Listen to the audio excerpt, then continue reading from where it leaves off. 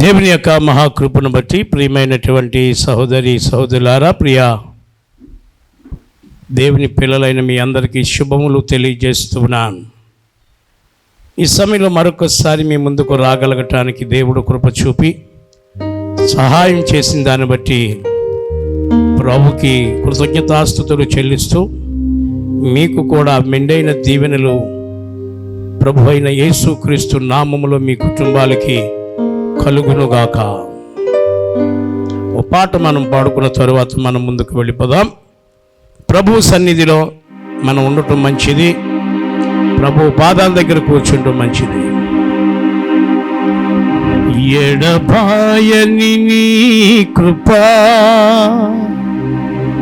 నన్ను విడువదు ఎన్నటికీ,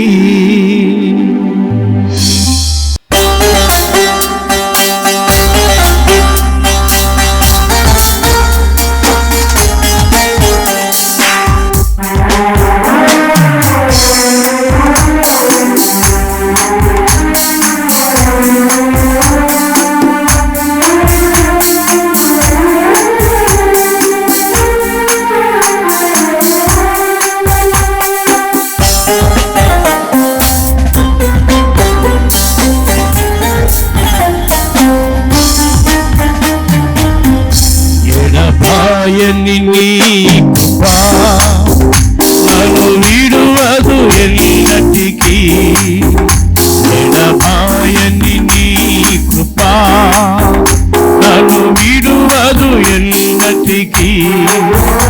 యేసయ్యా నీ ప్రేమానురాగం నన్ను కాయును అనుక్షణం, యేసయ్యా నీ ప్రేమానురాగం నన్ను కాయును అనుక్షణం. ఎడబాయని నీ కృపా నన్ను విడువదు ఎన్నటికీ.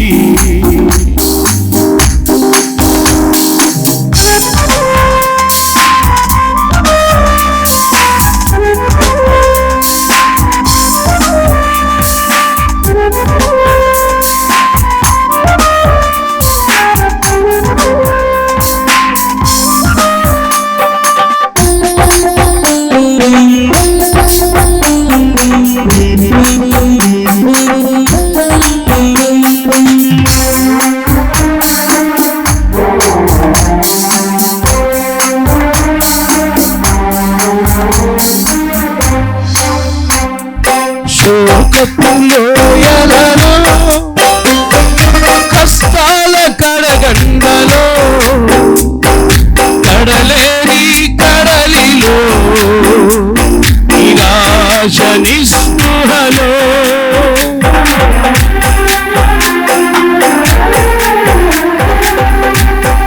శోకపు లోయలలో కష్టాల కడగండలో కడలేని కడలిలో నిరాశ నిస్పృహలో అర్థమే కాని జీవితం ఇక వ్యర్థమని నేననుకునగా, అర్థమే కాని జీవితం ఇక వ్యర్థమని నేననుకునగా, కృపాకనికరము గలదేవా ఆ కష్టాల కడలిని పాటించితివి, కృపాకనికరము గలదేవా ఆ కష్టాల కడలిని పాటించితివి. ఎడబాయని నీ కృపా నన్ను విడువదు ఎన్నటికీ.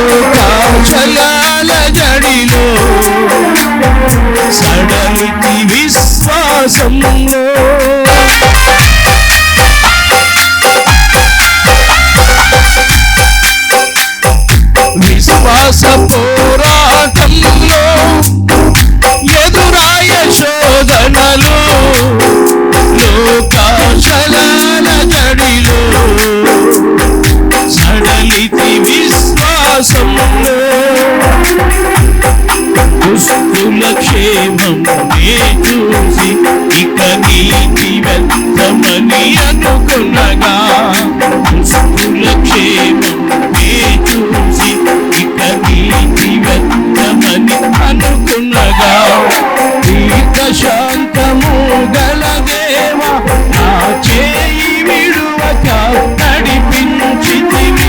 దీర్ఘశాంతము గల దేవా నా చేయి విడువక నడిపించితివి. ఎడబాయని నీ కృప నన్ను విడువదు ఎన్నటికీ, ఎడబాయని నీ కృప.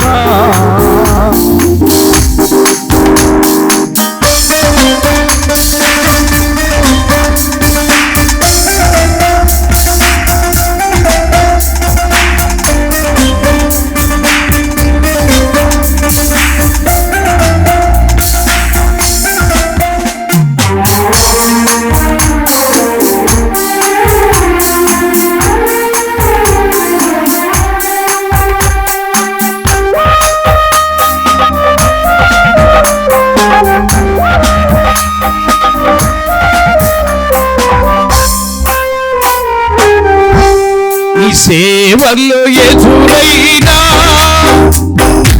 ఎన్నో సమస్యలలో నా బలమును చూచుకొని నిరాశ చెందితిని.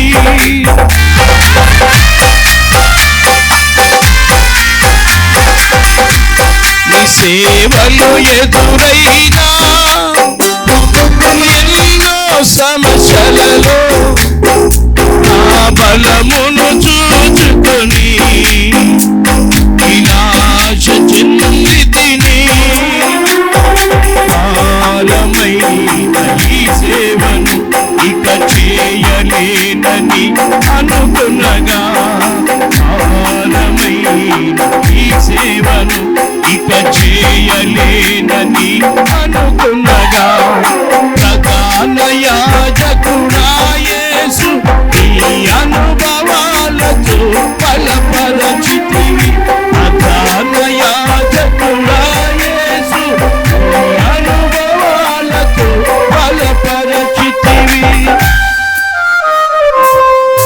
ఎడబాయని నీ కృప నన్ను విడువదు ఎన్నటికీ, ఎడబాయని నీ కృప నన్ను విడువదు ఎన్నటికీ. యేసయ్యా నీ ప్రేమానురాగం అయును అనుక్షణం, యేసయ్యా నీ ప్రేమానురాగం అయును అనుక్షణం. దేవుని మహాకృపను బట్టి దేవుడు చూచెను. దేవుడు ప్రతి ఒక్కరిని కూడా ఆయన గమనిస్తూ ఉంటాడు. దేవునికి కళ్ళు ఉన్నాయి, కళ్ళు లేవని అనుకోవద్దు. ఆయన నడవగెలుదుడు, మాట్లాడగెలుదుడు, చూడగెలుదుడు. ఆయన సమస్తమును చేసినటువంటి దేవుడు. తన స్వరూపమందు తన పోలిక చొప్పున నరుని సృజించును అని చాలా స్పష్టంగా తెలియచేయబడుతూ ఉంది. దేవుని కృపచేత కృప కలిగినటువంటి దేవుడు ఇక్కడ మాట్లాడుతాడు. ఎవరిని చూశాడు? ఆదికాండ గ్రంథము 29వ అధ్యాయం 31వ వచనంలో మనం చూస్తే ఎవరిని చూశాడు? దేవుని కృపను బట్టి ప్రభువు తాను చూడగలిగేవాడు. ఆయనకి మరుగై ఉండేది ఏది కూడా లేదని కూడా మనం చేస్తూ ఉన్నాను. భక్తుడైనటువంటి కీర్తనాకారుడు అంటాడు, ప్రభువా నేను కూర్చుండుట, నేను లేచుట, నడచుట, పండుకొనుట సమస్తమును కూడా నువ్వు చూస్తూ ఉన్నావు. కాబట్టి నేను ఎక్కడ దాక్కునగలుగును? నా దాగు చోటు నీవే. దేవుని మహాకృపను బట్టి ఆయన చూచుచున్న దేవుడు, చూచే దేవుడు ఆయన. దేవుని లేఖన భాగంలో మనం చూసినప్పుడు అక్కడ ఎవరిని చూశాడు అనే మాట మనం చూద్దాం. లేయా ద్వేషింపబడుట యెహోవా చూచి ఆమె గర్భము తెరిచెను. జబ్బు కళ్ళది, కళ్ళు కనబడటం లేదు లేయాకి. యాకోబు మేనమామ గారు అయినటువంటి పెద్ద కూతురు, ఈయనైతే ఇంకొక ఆవిడ్ని ప్రేమించగలిగాడు. కానీ పెద్దదానికి వివాహం చేయకుండా చిన్నదానికి వివాహం మేము చేయమనన్నా. యాకోబు అనగా మోసగాడు. ఆ రాత్రి గుడారంలోనికి పంపిస్తున్నప్పుడు రాహేలుని పంపిస్తాడేమో అనుకున్నాడు యాకోబు. కానీ లేయా జబ్బు కళ్ళ ఆవిడ్ని పంపించి, పాపం కోపం వచ్చింది. మొదట ప్రేమించిన ఆవిడ కోపం వచ్చింది, ద్వేషింపబడుతుంది. కానీ ద్వేషింపబడటము చూచాడు దేవుడు. ద్వేషింపబడటము చూచి తన భర్త తన భార్యను ప్రేమించే విధంగా ఉండటానికి లేయా గర్భము తెరిచాడు. లేయా గర్భము తెరిచాడు కాబట్టి బిడ్డల్ని కనగలిగింది. ప్రథమ సంతతిని దేవుడు యాకోబుకి ఇచ్చాడు. గర్భములు తెరవటం దేవునికి సాధ్యం, ఆయనకి అసాధ్యమైంది ఏది కూడా లేదు. లేయా గర్భము తెరిచాడు. ఈరోజు బిడ్డలు లేక నువ్వు ద్వేషం పడుతున్నావా? నీ భర్త చేత ద్వేషం పడుతున్నావా? లేకపోతే నీ అత్తమామల చేత ద్వేషం పడుతున్నావా? పిల్లలు లేరని బాధపడుతున్నావా? ఎన్నో రకాలుగా మందులు వాడావా? ఎన్నో రకాలుగా మందులు వాడి కృంగిపోయి ఇక నాకు చావే చరణ్యమని అనుకుంటున్నావా? ఒకసారి మందుల వైపు చూసిన నీవు, మనుషుల వైపు చూసిన నీవు ఒక్కసారి జీవము కలిగిన యేసు వైపు చూడు. ఈరోజే నీ గర్భమును ఆయన ముట్టి బిడ్డలను కనగలిగేటట్లుగా చేయగలిగినటువంటి సమర్థుడు ఆయన. రెప్పపాటులో కార్యాన్ని జరిగించగలిగినటువంటి సమర్థుడు. రెప్పపాటులో ఆయన కార్యాన్ని చేసి మేలు చేయగలిగినటువంటి సమర్థుడు. బిడ్డలు లేకుండా బాధపడుతున్నావా? 10 సంవత్సరాలైంది, 5 సంవత్సరాలు అనుకుంటున్నావా? శారా గర్భం ఉడికిపోయినా, చర్మం అంతా కూడా ఎముకలకు అంటుకుపోయినా, సహకరించకపోయినా దేవుడు వాగ్దానం చేశాడు గనుక అబ్రహాము భార్య అయిన శారా గర్భము తెరిచాడు. దేవునికి స్తోత్రం. ఎన్నో సంవత్సరము తెలిసిన 90వ సంవత్సరమున దేవుడు దర్శించాడు. ఈ టీవీ ముందు కూర్చున్నటువంటి నీవు నిరాశ నిస్పృహ చెంది నేను చచ్చిపోదామని అనుకుంటున్నావా? వద్దు. ఈరోజు యేసు నీ పట్ల కార్యం చేయబోతున్నాడు. యేసు నీ పట్ల మేలు చేయబోతున్నాడు. ఈ రాత్రే నీ గర్భమును తెరబోతున్నాడు ఆయన. నీ తల్లిదండ్రులు, నీ అత్తమామలు, నీ భర్త సంతోషించేటట్లుగా నీ గర్భమును తెలిసి నీకు మగబిడ్డను దయచేయబోతున్నాడు. నీ కోరికను సిద్ధింపజేసి నీ ఆలోచన యావత్తు సఫలపరిచే దేవుడు.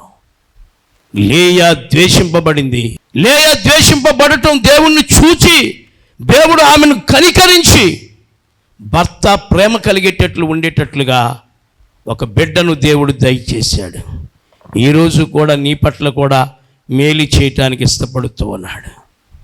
నా ప్రియమైన సోదరి, ధైర్యం కలిగి ఉండు, ప్రార్థన చేసుకో. ఈ 40 దినాలు మందిరానికి వెళ్ళు, మందిరంలో ప్రార్థన చేసుకో.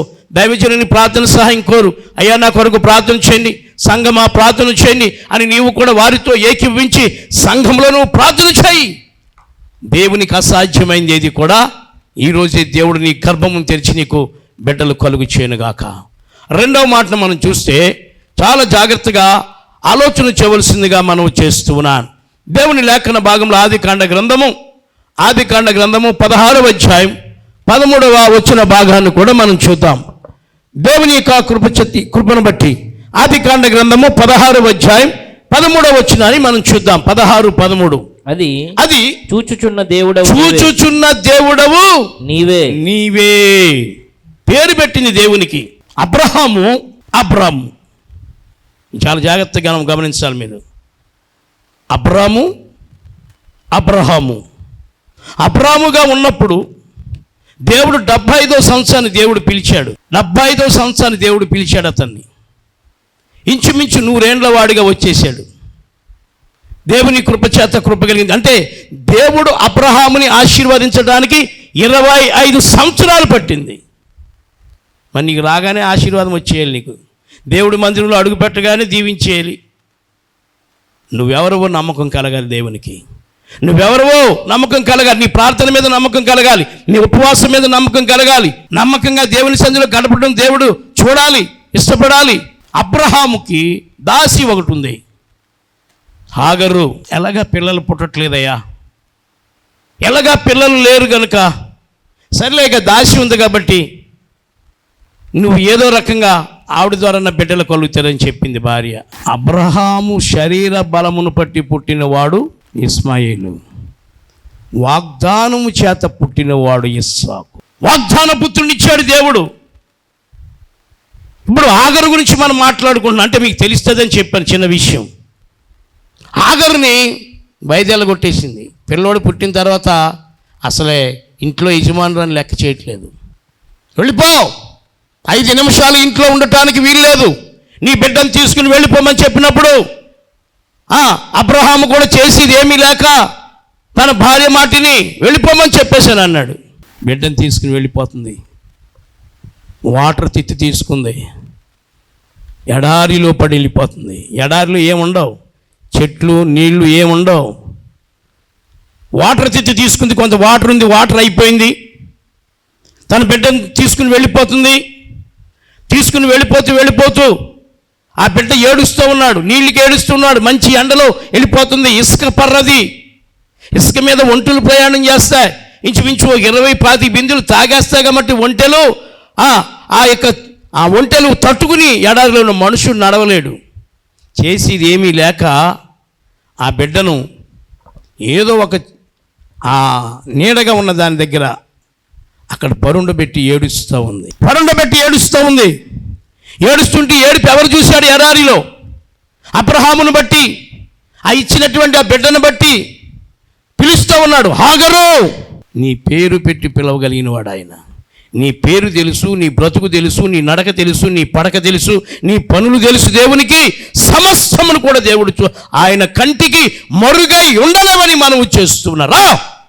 మీ జీవితాన్ని సరిదిద్దుకుని, నీ బ్రతుకును సరి చేసుకుని, పరిశుద్ధంగా జీవితాన్ని గడిపి నెమ్మది సమాధానం పొందటానికి దేవుడు ఒక మంచి అవకాశాన్ని నీకు అనుగ్రహిస్తూ ఉన్నాడు. ఈరోజు హాగరు అని పిలవగానే గుండె జల్లుమడింది. ఎక్కడికి వెళ్తున్నావు హాగరు అని అన్నాడు. ఏం చెప్పాలో తెలియని పరిస్థితి. పిల్లోడు ఏడుస్తూ ఉన్నాడు. నువ్వు ఎదరగా వెళ్ళి ఒక గుంట తవ్వు, నువ్వు గుంట తవ్వితే నీళ్ళు ఇస్తాను నీకు, జీవజలము. ఆ నీళ్లు నీ కుమారుడికి పట్టించు. అబ్రహామును బట్టి ఇస్మాయిలును బ్రతికించాడు ఎడారిలో. ఆగరుని పేరు పెట్టి పిలిచాడు. సమూయేలుని పేరు పెట్టి పిలిచాడు. అబ్రహాముని పేరు పెట్టి పిలిచాడు. నీ పేరు తెలవదా? యాకోబుని పేరు పెట్టి పిలిచిన దేవుడు నిన్ను కూడా పేరు పెట్టి పిలుస్తున్నటువంటి ఆ ప్రియ ప్రభు నిన్ను చూస్తూ ఉన్నాడు. నీ శ్రమను చూచాడు. ఆగరు శ్రమను చూచి నీళ్ళిచ్చి జీవజలం ఇచ్చి బిడ్డను బ్రతికించాడు. ద్వేషింపబడుట చూచి, అవమానపరచటం చూసి ఆ నిందను తొలగించడానికి దేవుడే ఎడారిలోనికి దిగిపోయాడు. ఎంత మంచి దేవుడు ఈరోజు మనం కలిగి ఉన్నాం. కాబట్టి దేవుడు ప్రతి ఒక్కరిని కూడా గమనించేవాడు. 3వ మాటను మనం చూస్తే యోబు గ్రంథము 34వ అధ్యాయం 21వ వచనం. యోబు గ్రంథము 34:21లో మాట్లాడతాడు. దేవుని కృపను బట్టి యోబు మాట్లాడుతూ ఉన్నాడు. యోబు తెలియజేస్తూ ఉన్నాడు. ఏమని మాట్లాడుతూ ఉన్నాడు? ఆయన దృష్టి నరుల మార్గముల మీద నుంచబడి ఉన్నది.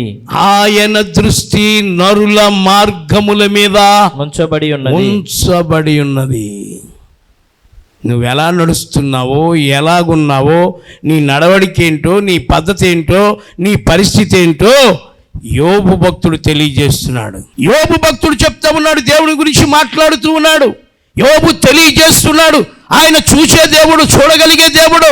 రహస్యంగా నువ్వేం మాట్లాడుతున్నావో, లేకపోతే దూషిస్తున్నావేమో, అవమానపరిచే మాటలు మాట్లాడుతున్నావేమో, దుఃఖపడే మాటలు మాట్లాడుతున్నావేమో, మానేయ్. ఈరోజు దేవుడు నన్ను చూస్తున్నాడు. పడక గదిలో మాట్లాడుకున్నా దేవుడి దగ్గరికి ఏం తీసుకెళ్తాయి? పక్షి ఏ విధంగా అయితే ఆ మాటలను తీసుకుని వెళతాదో అలాగే దయచేసి దేవుని కృపను బట్టి ఆకాశ పక్షులు తీసుకుని వెళ్ళిపో. నువ్వు గదిలో మాట్లాడుకున్నా సరే ఈరోజు నీ మాటలు దేవునికి చేరవేస్తాయి. కృప కలిగిన దేవుడు మాట్లాడుతున్నాడు. నరుల మార్గముల మీద యెహోవా కనుదృష్టి నిలుచును అని చెప్తున్నాడు. యోబు ఎక్కడున్నాడు కూడా దేవునికి తెలుసు. ఇర్మియా గ్రంథము 16వ అధ్యాయం 17వ వచనం చూడండి. ఇర్మియా గ్రంథము 16వ అధ్యాయము 17వ వచన భాగాన్ని మనం చూస్తే, ఏలయనగా వారు పోయిన త్రోవలన్నిటి మీద దృష్టి ఉంచి తిని ఏదియు ఇర్మియా, వారు పోయిన త్రోవలన్నిటి మీద నేను దృష్టించాను. ఎవడూ కూడా నాకు చెప్పనక్కర్లేదు, నేనే చూచాను స్వయంగా. నా కళ్ళున్నాయి, నేను గుడ్డోడేమి కాదు, నాకు మస్కేమి ఉండదు. వారు వెళ్ళే త్రోవలన్నీ కూడా నేను చూచాను. ఏదియు నా కన్నులకు మరుగు కాలేదు. ఏదియు నా కన్నులకు మరుగు కాలేదు. నీ ప్రాబ్లం ఏంటో దేవునికి తెలుసు, నీ సమస్య ఏంటో దేవునికి తెలుసు. అడగక ముందే దేవునికి తెలుసు. ఈరోజు ప్రభు నిన్ను చూస్తున్నాడనే మాట జ్ఞాపకం చేసుకుని, నేను ఎలా ఉపవాసం ఉంటున్నానో, నేను ఏ విధంగా ప్రార్థన చేస్తున్నానో, నేను ఏ విధంగా ఉన్నానో నీ దృష్టికి ప్రభువా ఒక్కసారి యోబంటాడు, నా పాపములెన్ని, నా దోషములెన్ని ప్రభువా నాకు తెలియచేయి, నేను సరిదిద్దుకుంటాను, నేను సరి చేసుకుంటాను. నువ్వు నన్ను చూస్తున్నావు. నరుల హృదయము దేవునికి మరీ తేటగా కనపడుతుందట.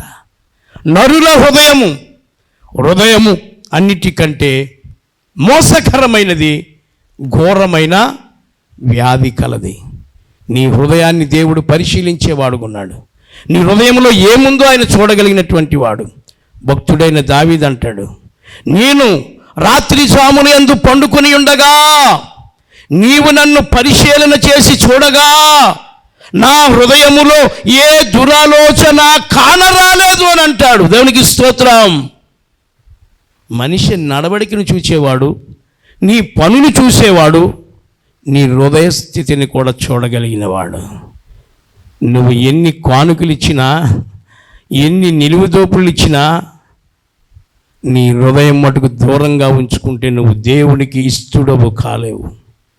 నీ హృదయం దేవునికి ఇవ్వాలి. ఇష్టడవ్వాలంటే భూమి మీదున్న భక్తులే శ్రేష్ఠులు, కేవలము నాకు వారు ఇష్టడు అవ్వాలంటే హృదయం ఇవ్వాలి. ఏమివ్వాలి? హృదయం ఇవ్వాలి. నీ హృదయాన్ని దేవునికి సమర్పించు. దేవుని కృపను బట్టి ఆయన, ఇదిగో తలుపునద్ద నుండి నేను తట్టుచున్నాను, ఎవడైనాను నా మాట విని తలుపు తీసిన ఎడలా అతని యొద్దకు నేను వస్తాను, నాతో కూడా అతడు కలిసి ఇద్దరము భోజనం చేస్తాం. ఎక్కడ? పరలోకములో, నిత్య రాజ్యములో. హృదయ శుద్ధి గల వారు ధన్యులు, వారు దేవుని. కాబట్టి హృదయం తెరవబడాలి. కాబట్టి చాలా జాగ్రత్తగా గమనించాలి. నిర్గమాకాండము 3వ అధ్యాయం 7వ వచనం. నిర్గమాకాండము 3వ అధ్యాయము 7వ వచన భాగాన్ని మనం చూద్దాం. మరియు యెహోవా ఇట్లనెను, నేను ఐగుప్తులో ఉన్న నా ప్రజల బాధను నిశ్చయముగా చూచి తిని పనులలో తమ్మును కష్టపెడుతున్న వారిని బట్టి వారు పెట్టిన మొరలు విని వారి దుఃఖమును నాకు తెలిసే ఉన్నవి. ఐగుప్తులోనికి దిగిపోయాడట. ఐగుప్తు దేశంలో వారు బాధపడుతున్నారు. ఒకే రోజు ఇటుకివ్వాలి, వారికి కాల్చాలి, గడ్డి పోగేయాలి, ఇవ్వకపోతే కుదరదు. వారిని శ్రమ పెడుతున్న శ్రమను చూచి అబ్రహాము దేవా, ఇస్సాకు దేవా, యాకోబు దేవా, ఎక్కడున్నావయ్యా, రావయ్యా అని ఏడుస్తూ ఉన్నారంట గొగ్గోలు పెట్టి. 450 సంవత్సరాలు వారు ఉన్నారు. దేవుడు వారి మొర విని కనికర సంపన్నుడు గనుక, ఆయన కోపము నిమిషం మాత్రం ఉంటుంది కనుక త్వరగా ఆయన పరలోకము నుండి ఐగుప్తుకి వెళ్ళి వారి బాధను చూసి, వారి కన్నీరుని చూసి, వారి కన్నీరుని తుడవటానికి ఎవరిని పంపించాడో తెలిసిన? మోషే, అహరోల్ని పంపించాడు. ఈరోజు నువ్వు ఇంట్లో ఉండి బాధపడుతున్నావా? ఇంట్లో ఉండి దుఃఖపడుతూ ఉన్నావా? ఇంట్లో పడి ఏడుస్తూ ఉన్నావా? రాత్రి సమయంలో ఏడుస్తూ ఉన్నావా? నీకొచ్చిన కష్టం ఏంటి చెల్లి? నీకొచ్చిన సమస్య ఏంటి? నీకొచ్చిన ఇబ్బంది ఏంటి? ఈరోజు ఆయన నీతో మాట్లాడుతున్నాడు. రా, యేసు ప్రభు యొక్క పాదాల దగ్గర దయచేసి నువ్వు మొరపెట్టుకున్నట్లయితే, నువ్వు కన్నీరు కాచినట్లయితే నీ కన్నీటిని తోడుతానికి వస్తున్నాడు. ఆయన అంటున్నాడు, నీ దుఃఖ దినములు సమాప్తం కాబోతున్నాయి ఈ రోజుతో. మోషే అహరోనుని పంపించి ఐగుప్తు దేశం నుంచి 65 లక్షల కాల్బలాన్ని బయటికి తీసుకొచ్చాడు వారి శ్రమను చూచి.